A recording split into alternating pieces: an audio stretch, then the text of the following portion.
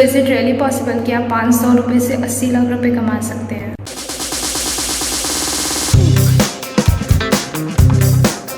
जी हाँ, ये पॉसिबल है and this is the power of investment. Let's start with an example. दो दोस्त थे, दोनों की उम्र 20 साल थी। एक दोस्त अपने हर महीने 500 रुपये बचाकर उसे इन्वेस्ट करता था। हो सकता है अपने दोस्तों के साथ एक पिज़्ज़ा नहीं खाता होगा। पहले दोस्त ने जो 20 से 28 साल की उम्र तक इन्वेस्टमेंट किया था 500 रुपये का, उस पर हर साल का 15% का कंपाउंड इंटरेस्ट लग रहा था। जबकि दूसरे दोस्त ने तो कुछ इन्वेस्टमेंट ही नहीं किया था। अब दोनों की उम्र 28 साल की हो गई थी। पहले दोस्त का टोटल इन्वेस्टमेंट हो गया 4000 रुपये का। दोनों की जॉब लग गई थी।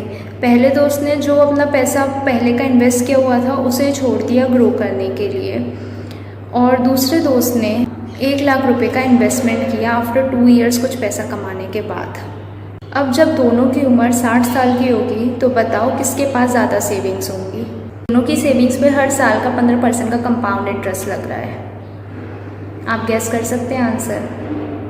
आपको लग रहा होगा दूसरे दोस्त ने तो 1 लाख रुपए इन्वेस्ट किए, तो ऑब्वियसली उसकी सेविंग्स ज़्यादा होंगी। पहले दोस्त ने तो बस अपने 4000 रुपये इन्वेस्ट किए थे, तो उसकी सेविंग्स कम होंगी। जी नहीं, पहला दोस्त जिसने अपने 500 करके 4000 रुपये इन्वेस्ट किए थे उसकी सेविंग्स होंगी 1 करोड़ करीब, और जो दूसरा दोस्त है उसने टोटल सेव किया है करीब 80 लाख रुपये। दूसरा दोस्त 1 लाख रुपए इन्वेस्ट करके भी करोड़पति नहीं बन पाया। रीज़न समझ रहे हैं इसके पीछे? क्योंकि पहले दोस्त ने अपना इन्वेस्टमेंट कम उम्र में चालू कर दिया।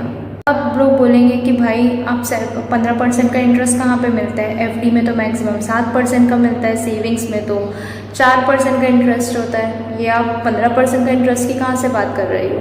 So yes, today's topic is about mutual fund and stock market. Share market भाई वो तो जुआ है, बहुत रिस्क होता है उसमें। वरना जो फाइनेंस के लोग होते हैं बस वही इसमें इन्वेस्ट कर सकते हैं। हम जैसे लोगों के पैसे तो डूब ही जाएंगे। मार्केट की इमेज मार्केट में वैसे ही है जैसे वो चाइनीज़ विस्पर का गेम होता था ना, एकदम वैसा ही। आपके चाचा के मामा के ताऊ का पैसा डूब गया था शेयर मार्केट में, इसलिए आप भी डरते हैं शेयर मार्केट में इन्वेस्ट करने से। अब आप लोग बोलेंगे कि भाई हम तो स्टूडेंट हैं, हमसे ना हो पाएगा, हमें टाइम ही नहीं मिलता है। That's why I wanted to talk about it. मेरे मेजॉरिटी ऑफ फ्रेंड्स के पास खुद का बैंक अकाउंट तक नहीं है। As soon as we turn 18 हमें इन सब की नॉलेज होनी चाहिए। इनफैक्ट ये सारी चीज़ें ना हमें स्कूल में ही पढ़ा देनी चाहिए थी। You know what, this is more important for women's. जो हाउसवाइफ होती हैं वो हर महीने कुछ ना कुछ पैसा तो बचाती हैं, पर वो उसे अपने लॉकर में रख लेती हैं और सोचती हैं कि हम तो पैसा बचा रहे हैं। हमारी ज़िंदगी में 2 ही ख्वाहिशें होती हैं, हमारे ड्रीम्स को पूरा करना और हमारी रिस्पॉन्सिबिलिटीज़ को फुलफ़िल करना। हमारी जो जॉब लगती है ना वो हमारी रिस्पॉन्सिबिलिटीज़ को फुलफ़िल करने में ही चली जाती है, कभी भी ड्रीम्स फुलफ़िल नहीं हो पाते। और आपको एक बहुत इंपॉर्टेंट कंसेप्ट पता है कि अगर आपका पैसा ऐसे ही घर पे रखा हुआ है ना तो वो बढ़ नहीं रहा है, तो वो कम हो रहा है। And this is known as inflation. Inflation मतलब होता है महंगाई का बढ़ना। महंगाई बढ़ रही है, इसकी वजह से जो आपका पैसे का अमाउंट है ना वो कम होता जा रहा है। 2 से 3 साल पहले आप 20 रुपये की किटकैट खाते थे। 20 रुपये की किटकैट में 4 स्टिक्स निकलती थी। आज वही किटकैट को ख़रीदने के लिए आपको 40 रुपये खर्च करने पड़ेंगे। साल महंगाई 4 से 5% बढ़ जाती है। तो अगर आप एफडी में इन्वेस्ट करते भी हैं तो आप उस महंगाई को तो बचा लेंगे, पर आपका पैसा ग्रो नहीं कर रहा है। और हम में से ज़्यादातर के parents maximum to maximum FD में इन्वेस्ट करते हैं या फिर गोल्ड में इन्वेस्ट करते हैं। गोल्ड में भी मैक्सिमम रिटर्न्स मिलने के चांसेस 5% के करीब होते हैं। इन्वेस्टमेंट का ऑप्शन होता है दैट इज़ रियल एस्टेट। पर रियल एस्टेट में इन्वेस्ट करने के लिए एक तो आपको बहुत ज़्यादा अमाउंट चाहिए होता है इन्वेस्ट करने के लिए, दूसरा उसकी भी कोई श्योरिटी नहीं है, क्या पता कल उस प्लॉट का प्राइस कम हो जाए, तो उसमें भी हाई रिस्क इन्वॉल्व होती है। So the best way to live a good life is to invest smartly. पहले हम समझते हैं ये शेयर आखिर होता क्या है। समझ लीजिए मेरे पास कोई आइडिया था और मुझे अपनी एक कंपनी स्टार्ट करनी थी, पर मेरे पास उस कंपनी को स्टार्ट करने के लिए पैसे नहीं थे। तो मैंने अपने किसी दोस्त को वो आइडिया बताया, उसे मेरा आइडिया अच्छा लगा और उसने मेरी कंपनी के लिए कुछ पैसे इन्वेस्ट करे। अब जो हमारी कंपनी स्टार्ट करी उसमें 70% मैंने इन्वेस्ट किया था, 30% उसने इन्वेस्ट किया था। बाद में वो कंपनी आगे चल गई, काफ़ी अच्छा प्रॉफिट कमाने लग गई। तो अब उस प्रॉफिट का 30% का हकदार मेरा दोस्त होगा और 70% का हकदार मैं होंगी। तरीके से जो बड़ी बड़ी कंपनियां होती हैं जैसे रिलायंस, टाटा, वो क्या करती हैं, वो मार्केट में जाकर, अब वो कौन सा मार्केट होता है, दैट इज़ शेयर मार्केट, वो शेयर मार्केट में जाकर बोलती हैं कि आप हमारी कंपनी में इन्वेस्ट करो और हमारी कंपनी के कुछ परसेंट के मालिक आप बन जाओगे। हमने पैसा इन्वेस्ट किया है ना, उस इन्वेस्ट करने के बदले जो हमें हिस्सा मिल रहा है ना कंपनी में, उसी हिस्से को बोलते हैं शेयर। तो इन सिंपल वर्ड्स मतलब अगर आप किसी कंपनी के शेयर खरीदते हो तो आप भी उस कंपनी में कुछ परसेंट के हिस्सेदार बन जाते हो। हमने न्यूज़ में बहुत बार सुना है ये NSE, BSE। अब आप किसी मार्केट में जाते हो तो वहाँ पे दुकानें भी तो होती हैं ना, उन्हीं दुकानों का नाम है NSE और BSE, नेशनल स्टॉक एक्सचेंज और Bombay stock exchange. National stock exchange के अंदर करीब 1600 कंपनी लिस्टेड हैं और बॉम्बे स्टॉक एक्सचेंज के अंदर करीब 5000 कंपनी लिस्टेड है। ना कि शेयर मार्केट गिर रहा है, क्रैश हो गया, या फिर वो बहुत अच्छा चल रहा है, तो ये चीज़ हम किसे देख के बोलते हैं, तो इसके लिए 2 टर्म्स आती हैं, निफ्टी और सेंसेक्स। निफ्टी क्या करती है, नेशनल स्टॉक एक्सचेंज की टॉप 50 कंपनीज़ का कैसा ट्रेंड चल रहा है वो अपने उस पे ग्राफ पे बताती हैं, और सेंसेक्स बॉम्बे स्टॉक एक्सचेंज की टॉप 30 कंपनीज़ का ट्रेंड बताती है। ये शेयर का प्राइस बढ़ता या घटता क्यों रहता है, मैं आपको एक सिंपल एग्जाम्पल से समझाती हूँ। कभी कभी सुनने में आता है कि प्याज बहुत महंगे हो गए हैं, तो अब ऐसा क्यों होता है, क्योंकि उसकी सप्लाई कम हो रही है और उसकी डिमांड बहुत बढ़ गई है, तो प्याज की रेट क्या हो गई, बढ़ गई। इसी तरीके से जब किसी कंपनी के शेयर्स की डिमांड बहुत ज़्यादा होती है और उसकी सप्लाई कम है, मतलब शेयर्स, कंपनी खुद के शेयर्स कम बेचना चाहती है और ज़्यादा लोग उसको डिमांड कर रहे हैं, ज़्यादा लोग उसको ख़रीदना चाहते हैं, तो उन शेयर की प्राइस क्या हो जाएगी, बढ़ जाएगी। अब इससे आपको कैसे फ़ायदा या नुकसान होगा, एक एग्जांपल कंसिडर करते हैं। समझ लीजिए रिलायंस के शेयर्स की प्राइस थी 1000 रुपये पर शेयर, ठीक है।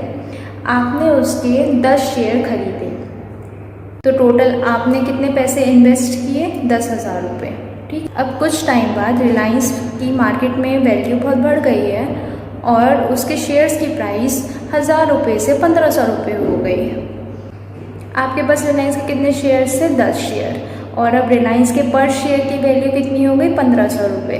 तो इसका मतलब 1500 इंटू 10 करेंगे तो कितना आएगा, 15,000। आपको कितने का फ़ायदा हो गया, 5000 रुपये का आपको फ़ायदा हो गया। सो आप किस में रहे, प्रॉफिट में।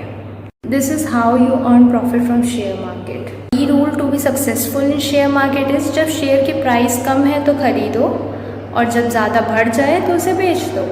अब मार्केट का नाम तो हो गया शेयर मार्केट, उसके अंदर दुकान का नाम हो गया NSE और BSE। दुकान में दुकानदार भी तो होगा ना, उसका नाम होता है broker.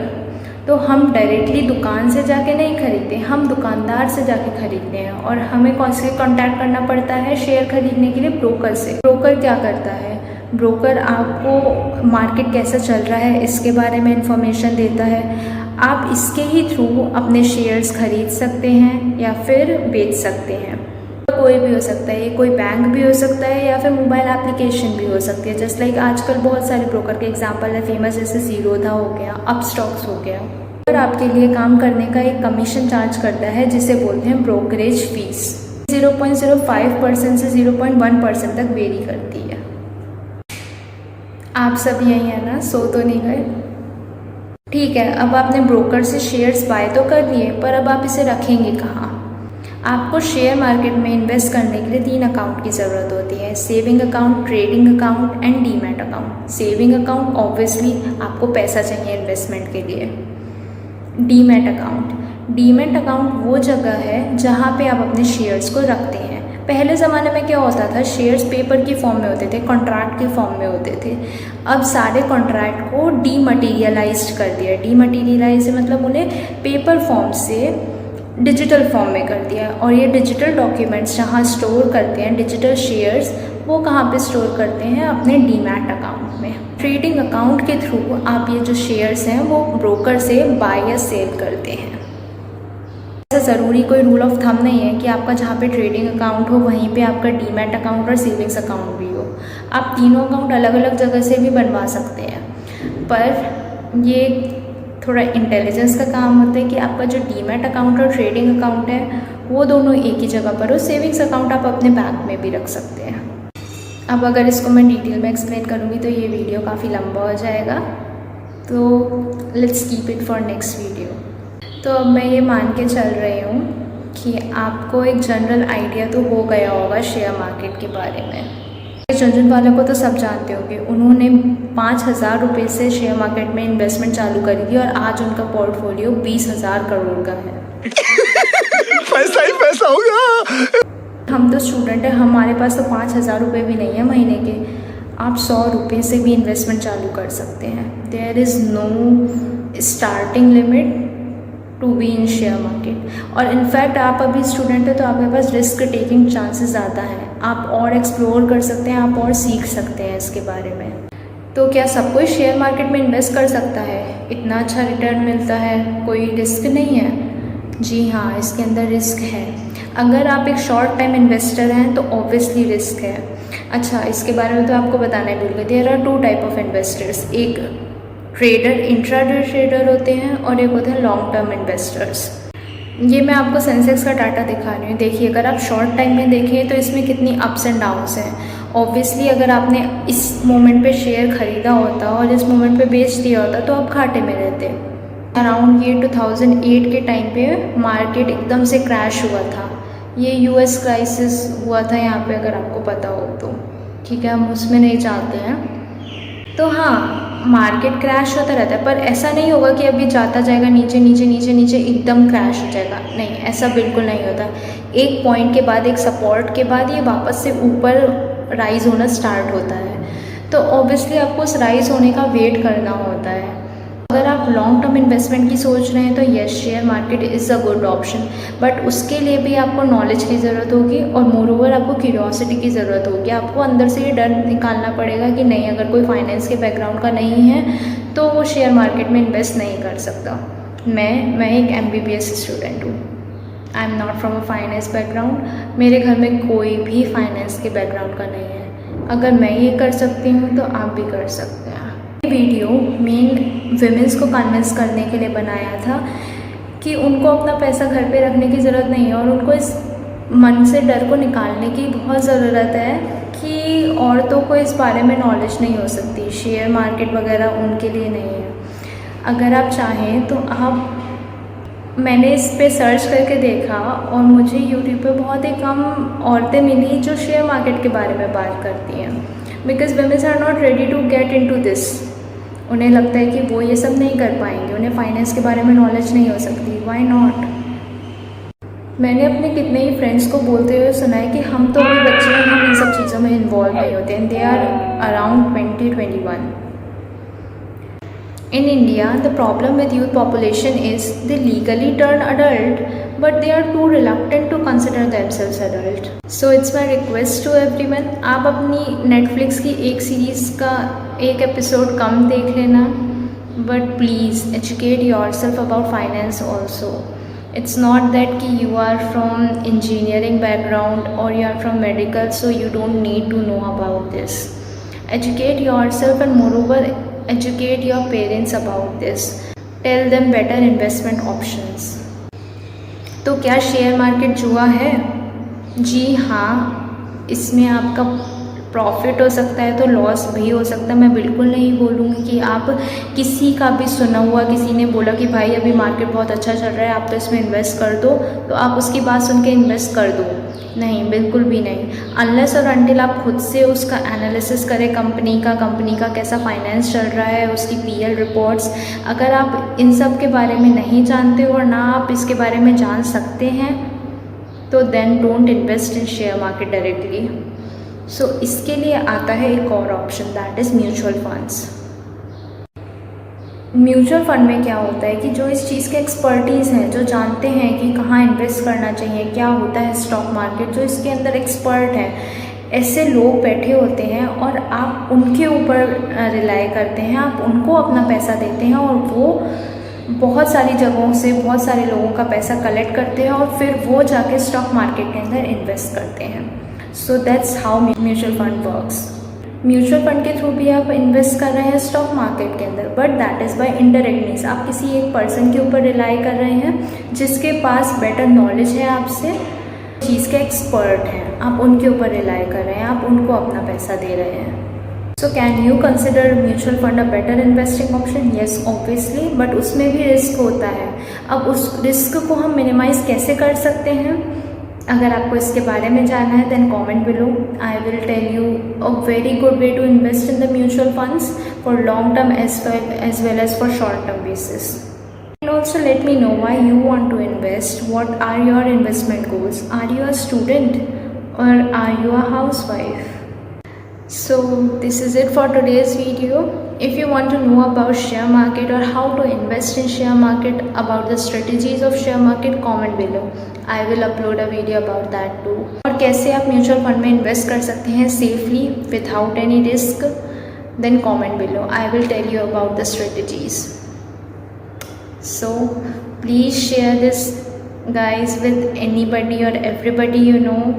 This is so important. मुझे ये बहुत ज़्यादा important लगता है कि at least everybody should know about it.